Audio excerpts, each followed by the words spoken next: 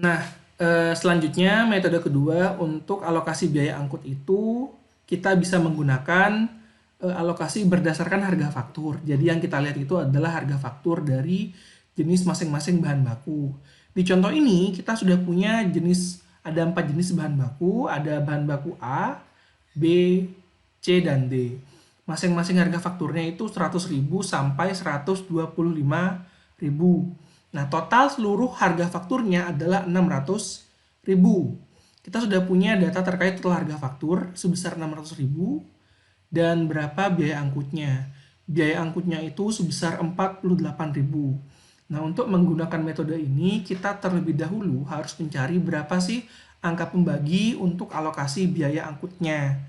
Untuk menghitung atau menemukan berapa angka pembaginya, kita harus membagi biaya angkut dengan total harga faktur.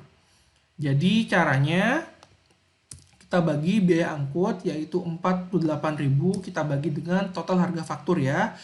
Yang merupakan penjumlahan dari harga faktur jenis bahan baku A, B, C, dan D yaitu 600.000 ya, ketemu 0,08 di sini. Nah, setelah itu angka pembagi ini kita akan kalikan dengan harga faktur masing-masing bahan baku.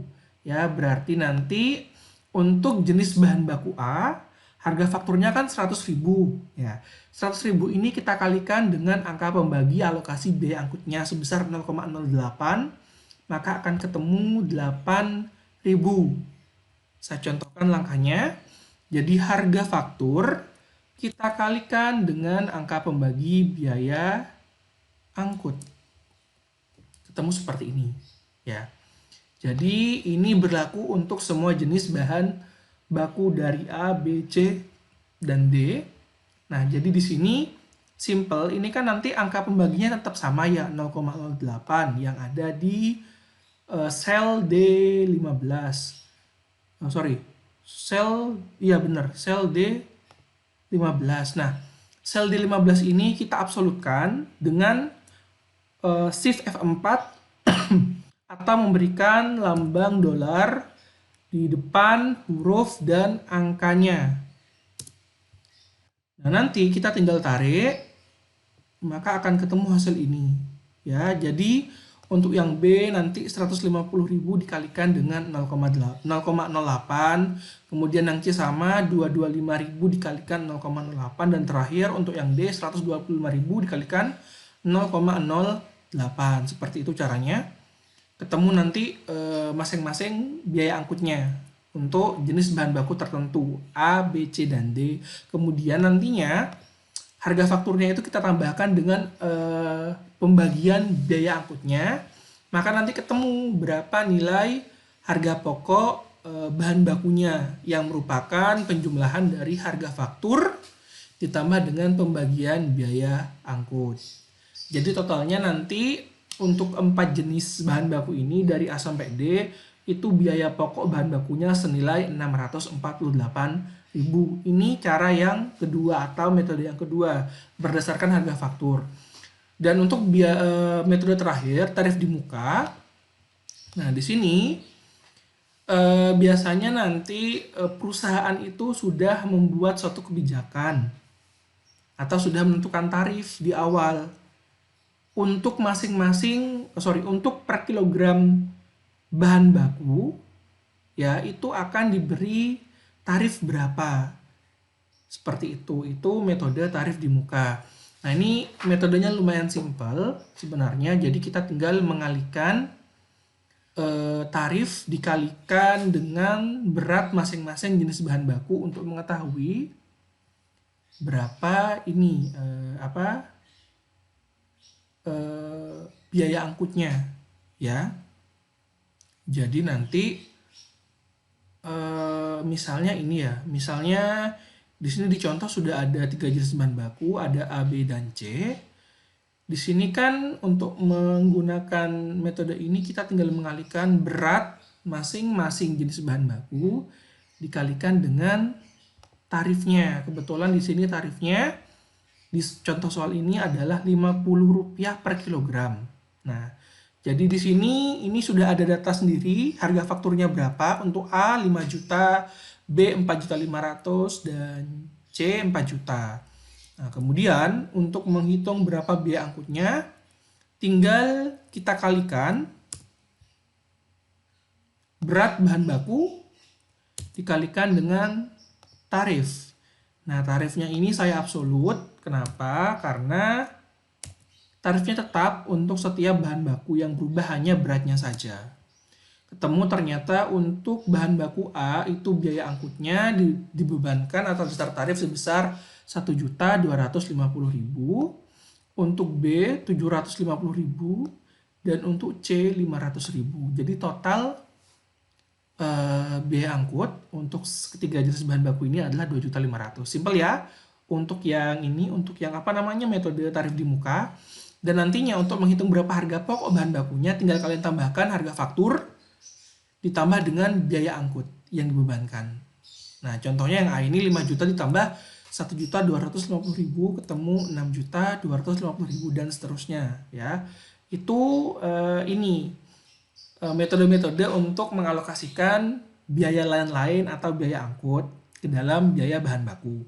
Nah, ini kasusnya jika kita mengakui biaya angkut tersebut sebagai bagian atau elemen dari bahan baku atau harga pokok bahan baku. Tapi jika kita sebagai akuntan berpendapat bahwa biaya angkutnya itu lebih baik kita pisahkan saja dari bahan bakunya. Nah, kalau seperti itu, maka ini masuk ke yang nomor 2 ya. Jadi biaya angkut tersebut kita akan akui sebagai biaya overhead pabrik. Seperti itu. Nah, selanjutnya di sini dijelaskan terkait dasar pembebanan biaya pembelian yang terkait dalam pengadaan bahan baku. Di sini biasanya yang berhubungan dengan pembelian bahan baku itu atau pengadaan bahan baku itu ada 4 bagian. Ada bagian pembelian, bagian penerimaan, bagian gudang, dan bagian akuntansi persediaan.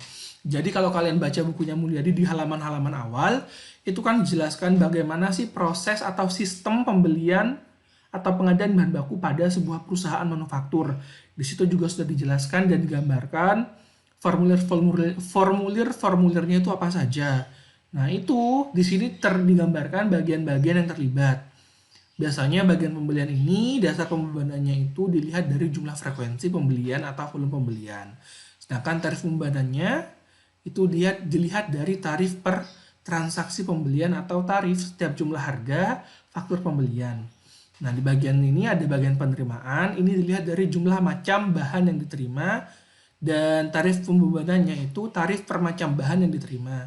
Jadi di sini nanti bagian pembelian ini tugasnya untuk membeli atau memesan bahan baku.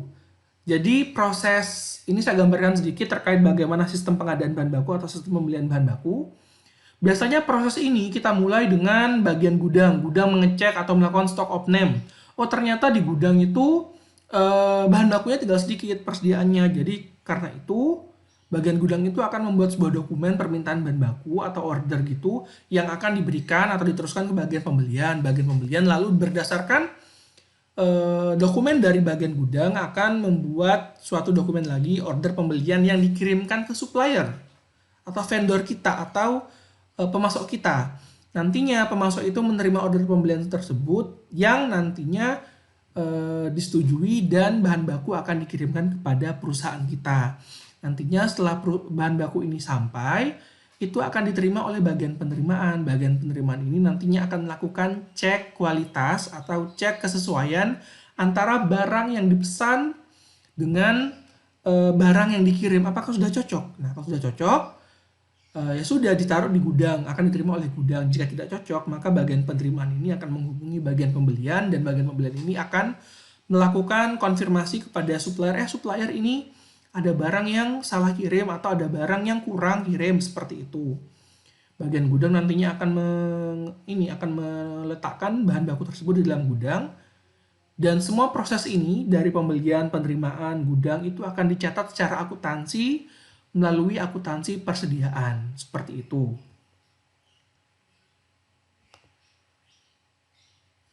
Nah, kemudian selanjutnya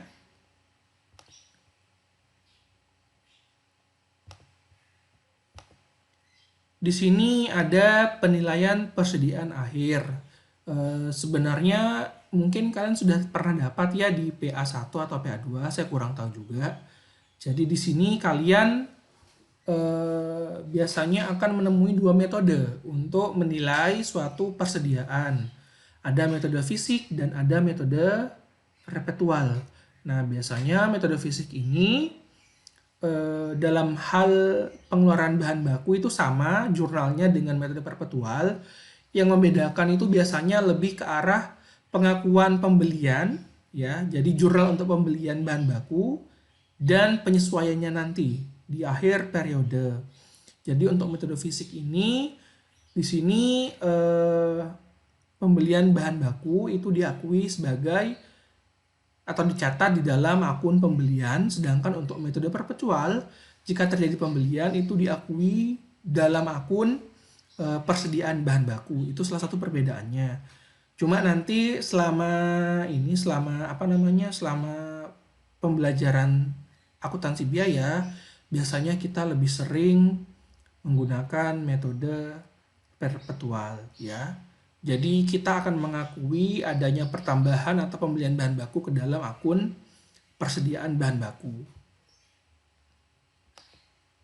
Nah, di sini dijelaskan terkait metode apa saja sih untuk menilai persediaan bahan baku, ya.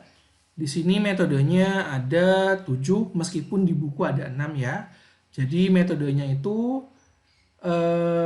metode ini kita gunakan sebenarnya untuk menilai harga pokok persediaan yang banyak ditentukan oleh frekuensi pembelian bahan baku, harga beli yang berbeda.